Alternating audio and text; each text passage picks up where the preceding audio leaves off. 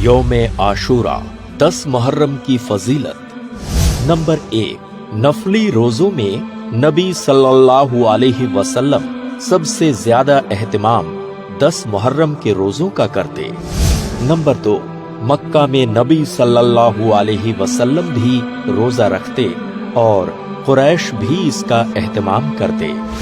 Number 3، ہجرت کے بعد آپ صلی اللہ علیہ وسلم نے خود بھی روزہ رکھا اور صحابہ کو بھی روزہ رکھنے کا حکم دیا۔ نمبر 4، عاشورہ کا روزہ رمضان کی فرضیت سے پہلے لازم تھا۔ جب رمضان کے روزے فرض ہوئے تو اس کا اختیار دیا گیا، یہ روزہ جو چاہے رکھے، جو چاہے چھوڑ دے۔ نمبر 5، صحابہ اور ان کے اہل خانہ یوم عاشورہ یعنی 10 محرم کے روزے کا اہتمام کرتے تھے۔ نمبر 6، وہ لوگ اپنے چھوٹے بچوں کو بھی روزہ رکھواتے۔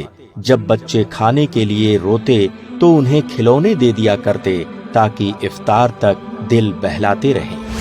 نمبر 7، یہودی بھی یوم عاشورہ کو اہمیت دیتے تھے کیونکہ اللہ نے اسی دن موسیٰ علیہ السلام کو فرعون سے نجات دی۔ نمبر 8، عاشورہ کا روزہ گزشتہ 1 سال کے گناہ مٹا دیتا ہے۔ نمبر 9، 10 محرم کا روزہ رکھیں اور ساتھ ہی یہودیوں کی مخالفت کرتے ہوئے 9 تاریخ کو بھی روزے کا اہتمام کریں۔